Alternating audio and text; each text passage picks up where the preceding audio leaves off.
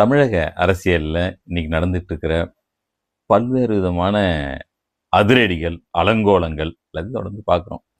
குதிரை பேரம் என்பது மிக சாதாரண வார்த்தையாக மாறிவிட்டது. இந்த கட்சியிலேருந்து அந்த கட்சியில தாவுறது. எங்களை எலெக்ஷன்ல வந்து எம்எல்ஏ பதவி விலக சொல்லிட்டாங்க. மறுபடியும் நாங்க அவர் கட்சியில சேர்ந்து நிக்க போறோம். மக்கள் என்ன நினைக்கிறாங்க? இது என்ன நடந்துட்டு இருக்கு தமிழ்நாட்டுல? பயங்கர வேதனையாகவும், அதிகபட்சமான அந்த வேதனையில ஒரு வேடிக்கையும் கூட எனக்கு தோன்றுகிறது. அதை பற்றி இன்று பார்க்க போகிறோம். தமிழ் திண்ணை நேயர்களுக்கு என் அன்பான வணக்கங்கள். இன்னைக்கு நேத்து இல்லைங்க, மாநில கட்சிகள் எல்லாத்துக்குமே இருந்த ஒரு பெரிய ஆபத்து. இன்னைக்கு பார்த்தீங்கன்னா, மேற்கு வங்காளத்தில் திரிணாமுல் என்ற ஒரு கட்சியே இல்லாமல் பண்ணிட்டு இருக்காங்க. மகாராஷ்டிரத்தில் சிவசேனா இல்லை, அங்கே ஒடிசால அந்த மாநில கட்சி இல்லை, பீகார்ல இருந்த மாநில கட்சி இல்லை. இப்படி மாநில கட்சிகள் எல்லாமே வந்து எப்போவுமே, அது காங்கிரஸாக இருந்தாலும் இப்போ இருக்கிற பிஜேபி ஆட்சியாக இருந்தாலுமே, ஒரு மாநில கட்சி அவ்வளவு ஸ்ட்ராங்காக இருக்கிறத விரும்பவே மாட்டாங்க. இந்திரா காந்தி அந்த மிசா கொண்டு வந்த நேரங்கள்லாம் நம்ம பார்த்தோம். எவ்வளோ பெரிய நெருக்கடிகள், அது நாடு பிரிவினை ஆகுதுன்னெலாம் சொல்லிட்டாங்க. அப்போ பெரிய நெருக்கடி திமுகவுக்கு ஏற்பட்டதெல்லாம் நம்ம பார்த்தோம். மிசா கைதிகளாக வந்து மற்ற எல்லா மாநிலங்களை விட அதிகமாக பாதிக்கப்பட்டது திமுக தான். இப்போ அந்த மாதிரிலாம் நிறைய நடந்தது. என்ன பண்ணுவாங்க ஒரு தேசிய கட்சி? அவனுக்கு வந்து நோக்கம் ஒரே தேசமா இருக்கிறது, ஒரே மொழியா இருக்கிறது, ஒரே உணவு, ஒரே உடை, எல்லாமே ஒன்றா ஆயிட்டாக்கா அவங்களுக்கு நல்லதுன்னு நினைக்கிறாங்க. இந்தியா அப்படி இல்லை. அதை நம்ம ஆட்சியாளர்கள் புரிஞ்சுக்கணும். இந்தியா வந்து பல்வேறு மொழிகள், வேற்றுமையில் ஒற்றுமை தான் நம்முடைய பலம்னு சொல்லுவாங்க. அதை புரிஞ்சுக்கிட்டு செயல்படணும். அப்படி இல்லாமல் என்ன பண்ணுறாங்க, ஒரு கட்சி பலமாகுது, மாநில கட்சி மாநில உரிமை கோருது, மாநில சுயாட்சி கேட்குதுன்னா உடனே அதை ஸ்பிளிட் பண்ணணும்னு நினைப்பாங்க. 1971 எலெக்ஷனில் அண்ணா மறைவுக்கு பிறகு திமுக ஆட்சியை சந்திக்குது. பெரும் வெற்றி, ஒரு 200 தொகுதியில் ஜெயிச்சிடுறாங்க. எவ்வளோ பெரிய ஆபத்து வாங்க, இப்போ இருந்ததே அவ்வளோதான் தொகுதி, அவ்வளோத்துலேயும் வந்துட்டாங்கன்னா ஒரு பெரிய ஆபத்துன்னு நினைப்பாங்க. அது வந்து ஒரு ஒரு ஒரு ஒரு தனியாக ஒரு கட்சி வென்றதா நினைக்க மாட்டாங்க. அது இயல்பு தானே. ஒரு தேசிய கட்சி எல்லாம் ஒற்றுமையாக இருக்கும்போது ஒரு பக்கம் இப்படி இருக்கேன்னு நினைக்கிற அந்த அச்சம் சொல்லி வச்ச மாதிரி எம்ஜிஆர் விலகிறாரு. என்னன்னே தெரியல, எம்ஜிஆர் திடீர்னு வந்து திருக்கழுக்குன்றம் கூட்டத்தில் போய், அவர் தான் பொருளாளர், எல்லா கணக்கும் சொல்ல வேண்டியவர் அவர் தான், கணக்கு கேட்கிறேன்னு ஆரம்பித்தார். அப்போவே தெரிஞ்சது இது என்ன நடக்குதுன்னு எல்லாருமே குழப்பம். நாம தானே அவரை கணக்கு கேட்கணும், அவர் எதுக்கு கேட்டுட்டு இருக்காரு அப்படின்னு சொல்லி நடந்து முடிஞ்சது. திமுக ஸ்பிளிட்டுன்னாங்க.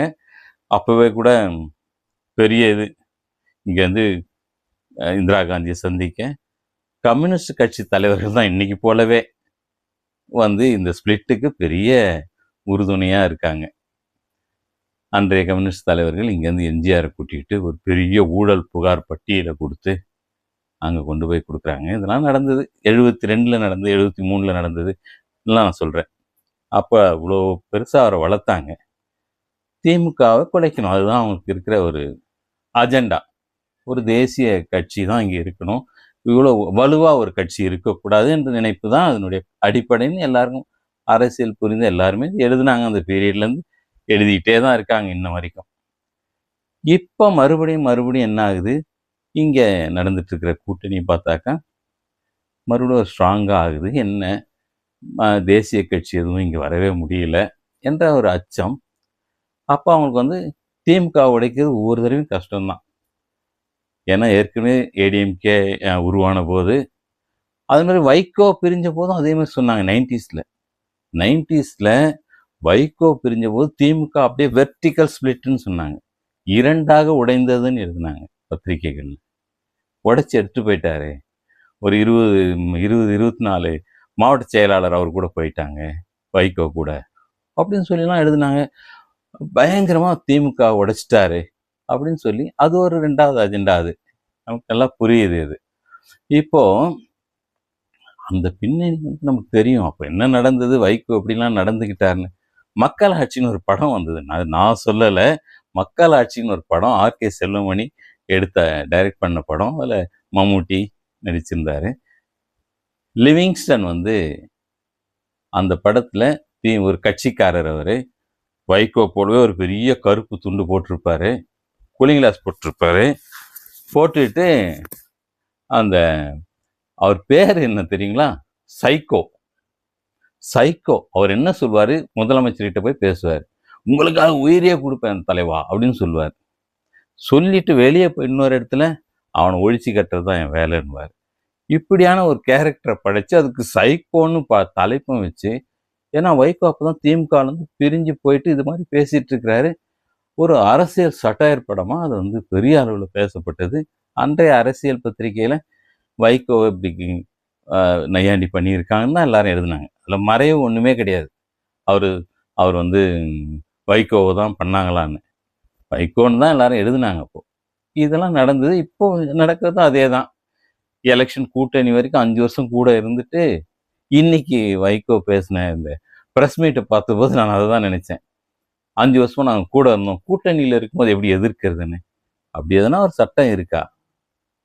ஒரு நியாயம் இருக்கா? அவர் இத்தனை வருஷம் அரசியலில் இருந்தவர், அவர் அப்படி சொல்லியிருக்க வேண்டியதே இல்லை. ஒரு பத்திரிகையாளர் கேள்வி கேட்குறாரு, நீ அந்த கூட்டணியில் தானே இருந்தீங்க, கூட்டணியில இருந்து எப்படி எதிர்க்க முடியும் அப்படின்னு. கூட்டணியிலேருந்து நாங்கள் வெளியே இருக்கிறோம்னு சொல்றது எவ்வளோ நேரம் ஆக போகுது?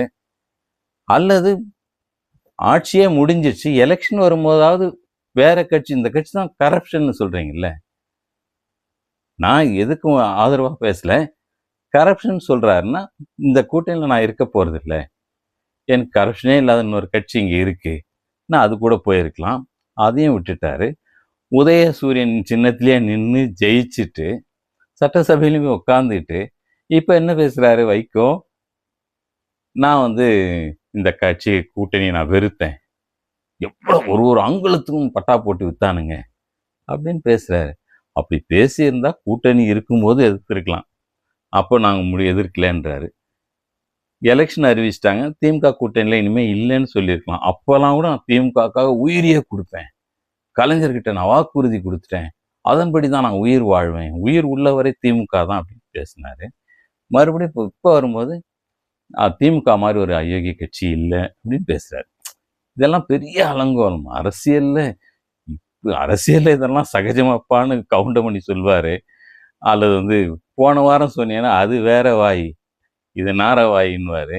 அல்லது வந்து அது போன வாரம், இது இந்த வாரம்னுவாரு. ஏதோ அந்த மாதிரிலாம் பேசுவாங்களே, அந்த மாதிரி நையாண்டிக்கெல்லாம் இடம் கொடுத்துட்டாரு இன்னைக்கு வைகோ. வந்து பயங்கரமான இது பத்திரிகையாளர் மன்றம் வந்து இதுக்கு கடுமையான கண்டனம் தெரிவிச்சிருக்கு. ஏன்னா நீங்க கூட்டணியில் தானே இருந்தீங்க, ஏங்க அப்ப கேட்கலன்னு ஒரு பத்திரிகையாளர் கேட்டா அவர் வெளியேற்றுறாங்க. இந்த மாதிரி இதெல்லாம் நடந்துட்டே இருக்கு. இன்னொரு பக்கம் முன்னாடியே சொன்ன மாதிரி மாநில கட்சி ஸ்ட்ராங்கா இருக்கக்கூடாது, இங்க வந்து திமுக இருக்கும் அல்லது அதிமுக தான் இருக்கும்ன்றது கடந்த 70-75 வருஷமா நம்ம பார்த்தோம் இல்லையா? இது 2 தான் வர முடியும் அன்றதை வந்து உடைக்கணும். அதுவும் கூட தவறு. திமுக மட்டும் இருந்தாலும் தவறு, திமுக அல்லது அதிமுகன்னு இருந்தாலும் தவறு. அடுத்து என்ன பண்ணணும்? இதுல ஏதாவது ஒன்று உடைச்சிடணும். ஏன்னா இங்க பிஜேபி நேரடியாக வர முடியல, ஒரு தொகுதியிலும் ஜெயிக்க முடியல, காங்கிரஸும் தனியா நின்று ஒரு இடமும் ஜெயிக்க முடியல. பல முயற்சிகள் பண்றாங்க அவங்க. ஒரு தடவையும் அவங்க திமுக தான் அவங்களுக்கு குறியா இருக்கும். மக்கள் நல கூட்டணின்னுவாங்க, பெரிய வந்து எல்லாரும் சேர்ந்து வேற ஒரு கூட்டணி அமைப்பாங்க, எல்லாமே பண்ணுவாங்க. இது தொடர்ந்து நடக்கும். மற்ற எல்லா கட்சியை விட திமுகவை எதிர்க்கணுன்றது வந்து ஒரு பெரிய அஜெண்டாவா நம்ம பார்த்துட்டு இருக்கோம். 1967 அவங்க ஜெயிச்சதுலேருந்தே அவங்க அந்த சந்திப்பை எதிர்கொண்டுட்டு வராங்க. எல்லா கட்சியும் ஒன்று சேருவாங்க, இதில் எப்படியாவது காலி பண்ணணும். இப்போ விஜய் வந்துட்டார். விஜய் வந்து அவருக்கு பெரிய அவருக்கு இருக்கிற அரசியல் தொடர்பும், அவருக்கு இருக்கிற ஒரு மாநில சுயாட்சினா என்ன, இடஒதுக்கீடுனா என்ன, ஒரு கச்சத்தீவு பிரச்சனைனா என்ன, ஒரு முல்லை பெரியார் பிரச்சனை என்ன, இங்கே இருக்கிற மாவட்ட நிர்வாகங்கள் பற்றி என்ன, நதிநீர் பங்கீடு பற்றி என்ன, மின்சாரம் பற்றி என்ன, கல்விக் கொள்கை என்ன, இப்படி நிறைய நம்ம வந்து ஒவ்வொரு விஷயங்கள்லையும் நம்ம கடந்த 70 ஆண்டுகளாக போராடிட்டு இருந்தது புதிதாக வந்தவருக்கு தெரிஞ்சிருக்க வாய்ப்பு இல்லை. அது ஏதோ ஒரு அக்கறையில் அவர் வந்திருக்காருன்னு வச்சுப்போம். இவ்வளோத்தையும் அவர் புரிஞ்சிக்கவே கொஞ்சம் காலம் ஆகும்.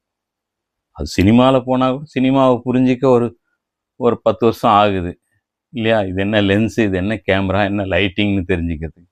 அப்படி தான் அரசியல்லையும் நடக்கும். அவர் அங்கே என்ன கருத்து எவ்வளோ நாள் ஆச்சோ அது மாதிரி இங்கேயும் ஆக தான் போகுது. இது வந்து கற்றுக்கிறதுக்குள்ளே என்ன நடக்கும்னா ஈஸியாக அதிமுகவை காலி பண்ணுவாங்க. இப்போ அஜெண்டாவே அதுதான். இப்போ 6 பேர் வரைக்கும் பதவி விலகுறாங்க. எம்எல்ஏ பதவியே வானான்னு சொல்லிட்டு மக்கள் என்ன அவ்வளோ கேவலமா? மக்கள் போட்டது அதிமுகவுக்கு. நாங்கள் வந்து மக்கள் விலகிட்டு நாங்கள் உடனே தாவேகா எம்எல்ஏவா ஆகிட போகிறோம்னு சொன்னால் இது எவ்வளோ வேதனையான ஒரு விஷயமா இருக்குது.